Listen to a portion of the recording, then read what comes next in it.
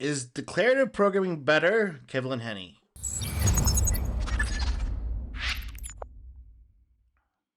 Hello, I'm Chris Athanas. I'm a KMP developer, tech support said they're coming out Tuesday. I believe them. I know they're going to be here, guys. They're going to come out and they're going to clean up that thing finally so we get out of our hair. But I know what's going to happen. So I'm going to go and I'm reacting to Is Declarative Programming Better by Kevlin Henney. By DevTools Made Simple. Go give them a like and subscribe. They do great work. Okay, what am I going to actually talk about? It's an observation from Tim Berners-Lee here, and this was kind of the design principles for the web. He wrote this in the early 90s, hence why the first paragraph is sort of time anchored. Computer science in the 1960s to 80s spent a lot of effort making languages which are as powerful as possible. Oh, as powerful as possible? What do you mean by powerful, Tim Berners-Lee? Do you mean like flexible or able to cover lots of cases or have more specialized definitions for certain cases? Isn't it? That was more what we're doing. We're specializing. We're drilling down and seeing what was available there. Not necessarily powerful. Powerful? I'm not sure if that. What do you mean by that, sir? Had he written that in the early 2000s, he would have changed 80s to 90s. Had he written that in the early 2010s, he would have changed that. You get the idea. Nowadays, we have to appreciate the reasons for picking not the most powerful solution, but the least powerful. Okay. The reason for this is the less powerful language, the more you can do with the data stored in that language. The reason for this is the less powerful language, the more you can do with the data stored in that language. God, there's this idea. You lost me, buddy. That we've got this idea of like increase the power. You know, you can become omnipotent. Okay, you can become omnipotent within the code.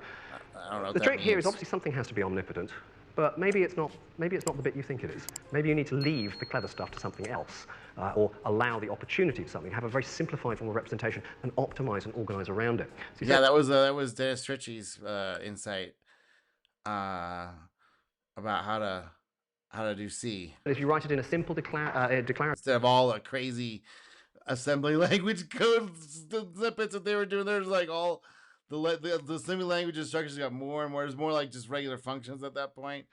And it's like, and Dennis Ritchie's like, this has got to stop. This instruction set madness has to end. And that's where he's like, we have to make C a tiny little language, a tiny little thing that was super portable. And it was like, people were just like, no, you can't be done. He's like, yes, it can't be done. Narrative form, which you've mistyped, anyone can write a program to analyze it in many ways. So the idea here is the declarative approach is in contrast to the imperative approach. Okay, now I see where he's headed. Okay. Approach covers a great many paradigms and languages. The declarative approach, likewise, perhaps fewer, but we don't always recognize the language. So, for example, I dug this one out. This is a printout of felt. By the way, KMP with the compose is all declarative, right? And Gradle, of course, sort of declarative. I don't know if it's turn complete. I don't even know. But I know Kotlin, you know, and with using KMP with the compose UI, that's all declarative. It's sweet. It's very beautiful and nice to work with. As opposed to the previous thing, the XML stuff, it was all the imperative style. I was like, yeah. Getting it to do this stuff, like getting stuff on the screen was awesome when that was the only thing, but getting stuff to move around and animate and all that stuff without killing yourself, yeah, total nightmare with the imperative style. But with declarative, it's actually quite brilliant. Problem's original make paper. As you can see, I've used a portable document format to store this on. Okay, and make is cool. It's just a script to compile and build apps. Okay. Wrote it in the mid-70s. It was kind of the pre-IDE, IDE. And make is interesting because it's one of the kind of classic family. We always think of it as build tools, but we often forget that there are a number of tools which are around the periphery of our programming skills that we don't recognize as first-class programming languages. Yeah, because they're usually not Turing complete. And the observation made in the sink of all human knowledge is the makefile language is similar to declarative programming. I agree. There's the idea that this class of language in which necessary end conditions are described, but the order in which actions are to be taken is not important. It's sometimes confusing to programmers used to imperative programming. Yeah. There's this idea that what you're doing is you're stating some kind of intention. You say, this is where I want to be. Okay? You figure out the details. Oh, you can give it a hand. Obviously, there's a sliding scale. We don't just say there is imperative and there is declarative. There is a sliding scale. But the idea is maybe if we move over towards intent. If you've ever tried to write a build file that is strictly imperative, you kind of fall asleep after a while.